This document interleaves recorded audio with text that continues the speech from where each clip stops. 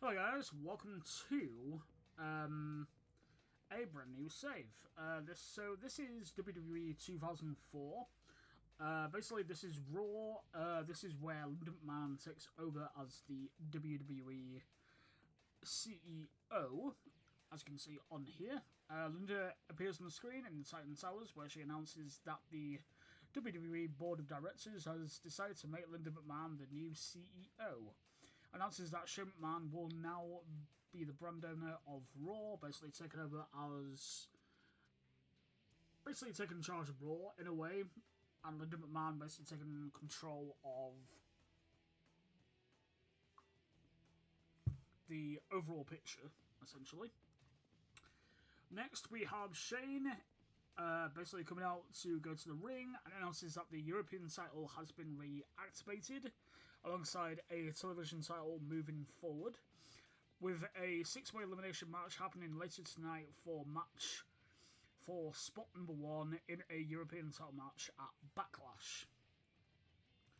We then cut to are in the ring again as Kane basically destroys 4 jobbers.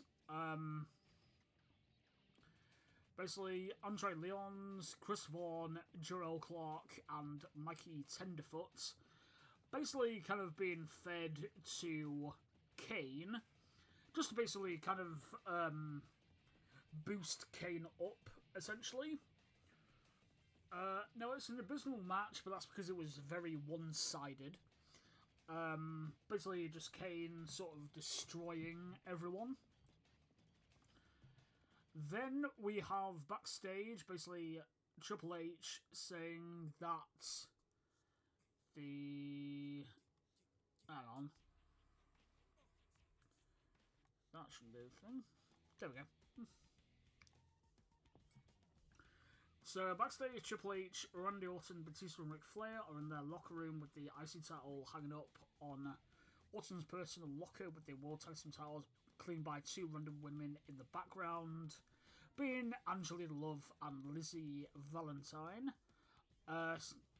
So, Triple H basically says, at Backlash, we will be in matches where all of us win, and I will reclaim the title. Oh, it didn't come up. Basically, part 2 is basically having Eric Bischoff come in and basically say, honey, I need to talk to you about something very urgent. And basically, Triple H has sort of gone in there in a huff. So, we'll see what that is later on in the episode. La Resistance defeats Sabbath and Macau. Macau basically being, I believe, a no-I American Samoan. Then we have, in a poor match, William Regal defeating 5 others to get spot number 1 in the match. So basically, William Regal defeating Maven, Chuck Palumbo, Rosie, Garrison Cade, and Val Venus in a match. Val Venus penalised due to being in poor form. Racing had a 60, but crowd is disinterested. Then we have, in a decent match, Mick Foley, Hurricane, and Tommy Dreamer defeating A-Train, Lance Storm, and Matt Hardy. When Mick Foley defeated Lance Storm with a mandible claw, basically just putting these guys in a match. And then afterwards... Oh, wait.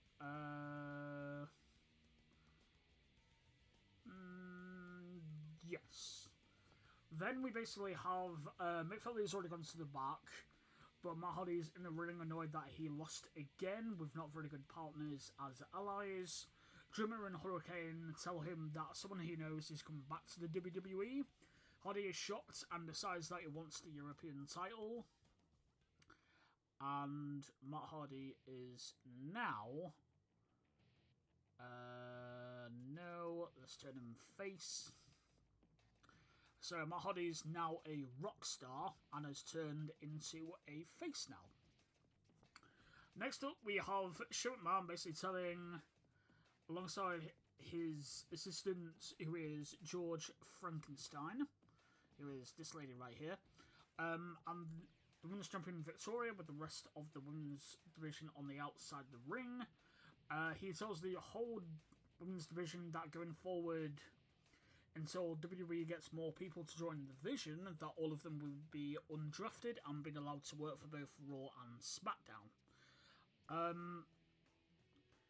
And basically saying that there will be 2 number 1 contenders matches for Backlash in a three-way for the women's title against Victoria. Tonight will be a 60-way battle royal featuring divas from down in TWE. TWE basically being the developmental that Vince McMahon has basically started. Then we go into Tajiri basically beating Al Snow in a both match. Then straightway afterwards, Jonathan Coachman comes out and says that Bischoff has made a match between him and Kane next week. If he manages to beat him, then he will face the coach at Backlash, but it will be him and Kane to go up against you and a partner of your choosing. Kane comes up and gets in the ring, but chokeslams the coach and walks to the back. So basically, Kane's kind of annoyed that he has to be teamed up with someone like Jonathan Coachman. Then Austin and Rock are in Shane's office, being told that Shane will be back in a few minutes. Bischoff comes in, ignoring the secretary, looking at a financial report. I spelled financial wrong. Oops.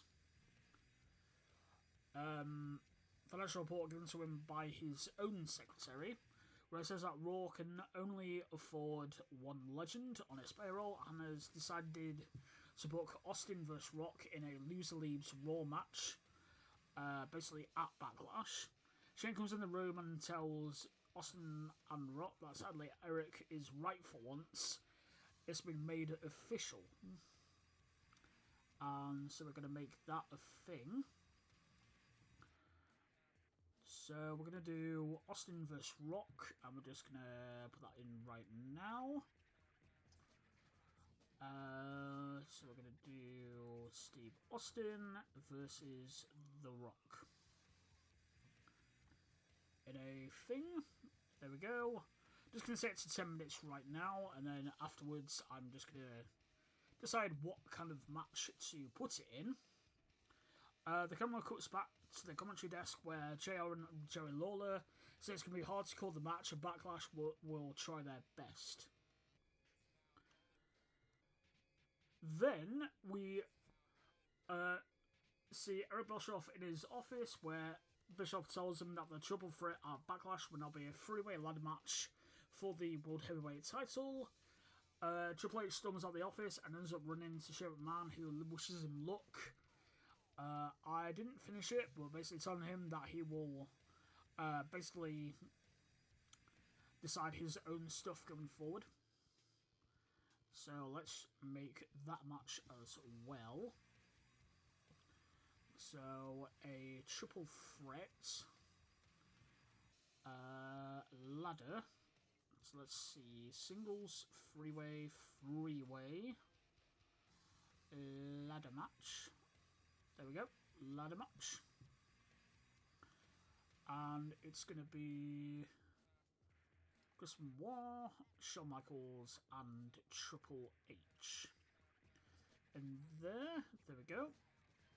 Again, just putting it at 10 minutes, and then I'm going to figure out all the rest of the stuff after that. So, there we go. Ow, my ears.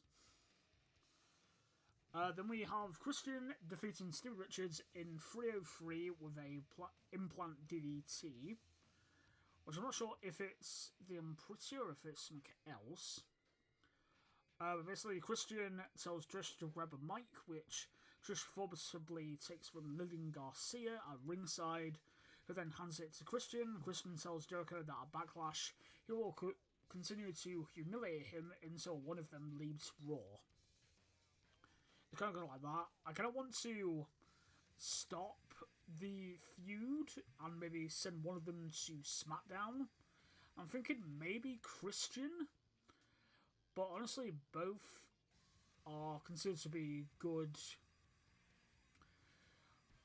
I'm trying to think which one would suit SmackDown more. I'm not really sure right now. And then we have our main event.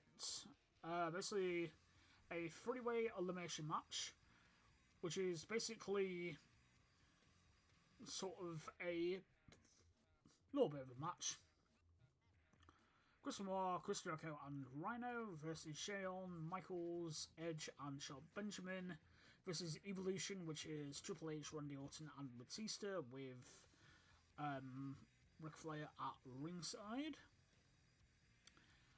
Basically, with Shawn Michaels, Edge, and Shelton Benjamin win after Shawn Michaels defeats Randy Orton, and then we also had Mick Foley distract Randy Orton. I said Ric Flair, but that's nothing. And that is the show.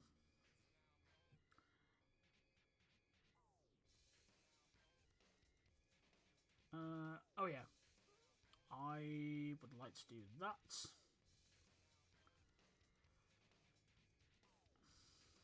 Ah.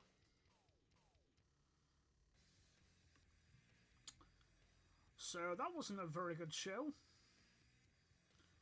So I need to change the Mexican regions, need to change the Japanese regions, need to change the Oceanic regions, and we lost its popularity in 24 regions. Which isn't very good. Alright guys, thank you all for watching. I will see you all in the next part of this save. So I'll see you all then. Goodbye.